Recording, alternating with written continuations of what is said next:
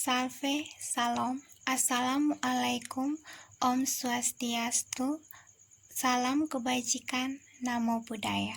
Perkenalkan, nama lengkap saya Diana Angelika Natalia OB, NIM 20030200085, kelas 1C, jurusan Administrasi Bisnis, Universitas Nusa Cendana Kupang, 2020-2021. Tujuan saya membuat video ini adalah untuk memenuhi tugas mata kuliah pengantar sosiologi oleh Bapak Lazarus Jahamat. Untuk video kali ini saya akan mereview sebuah buku yang sudah saya terjemahkan ke dalam bahasa Indonesia yang berjudul Perspektif dalam Sosiologi. Pengarangnya Ejek Tuf, A.J. Dennis, D.W. Francis, W.W. Sarwok. Edisi kelima direvisi. Penerbit Routledge, tahun terbit 2006. Tebal 408 halaman.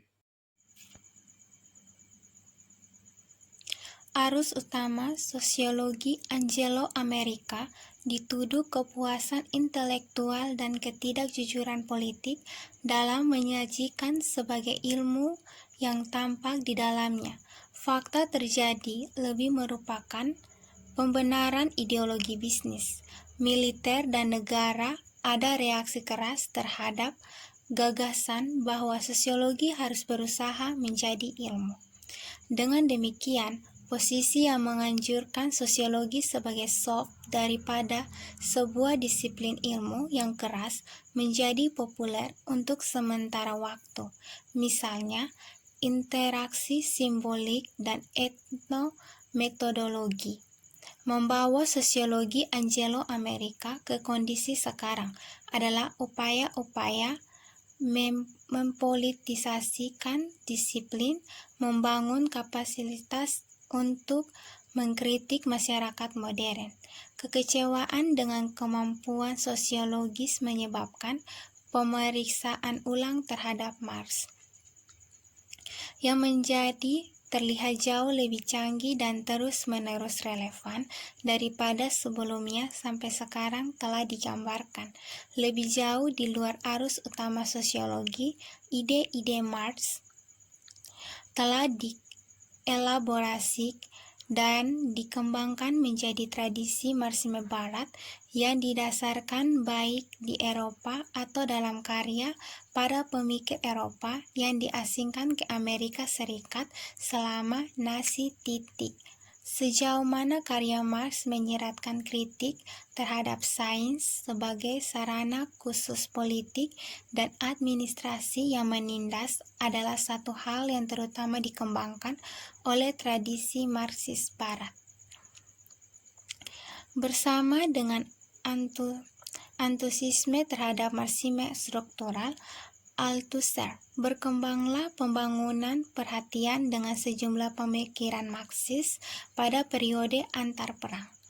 Minat baru ini pada Marxisme Barat yang sejarahnya kembali ke sekitar waktu Perang Dunia Pertama dan Revolusi Rusia, menandai pergeseran besar menuju politisasi sosiologi. Namun, ekonomi Barat modern tidak lagi begitu eksploitatif seperti sebelumnya pada akhir abad ke-19, dan kelas pekerja bukanlah revolusioner militer memaksa teori Marx untuk melakukannya. Marxisme Barat mengakui dan berusaha memahami fakta-fakta ini melalui manipulasi ideologis dengan membentuk keinginan dan keyakinan anggotanya. Tokoh-tokoh yang sangat berpengaruh mempengaruhi. Pertama, teori sosiologis dan sekarang teori sosial tetap trio Karl Marx, Max Weber, dan Emile Durkheim. Marx telah tegas dan berkelanjutan pengaruh terhadap perkembangan pemikiran sosiologis, apalagi metodenya sebagian berasal dari G. F. Hegel. terus memberi pengaruh yang luas. Begitu juga dengan bermasalah yang memainkan peran utama dalam pembentukan.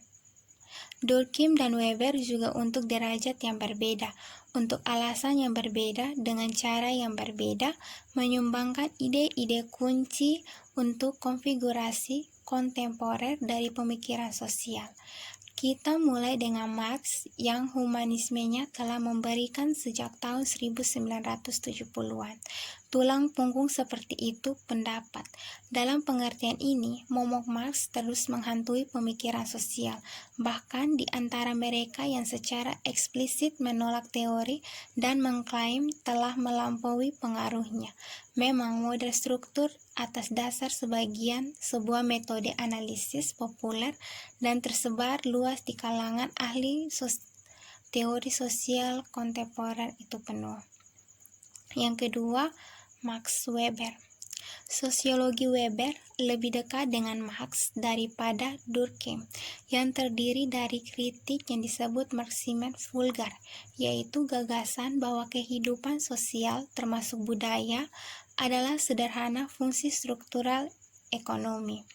Weber menganggap Marx sebagai seorang Marxis yang vulgar dimengerti, mengingat tidak tersedianya tulisan-tulisan awal Marx yang sangat bertentangan dengan bacaan vulgar tersebut.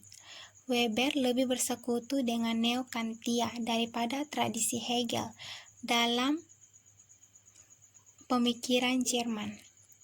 Neo-Kantian adalah filsuf akhir abad ke-19 dan awal abad 20 yang mengikuti ajaran Immanuel Kant.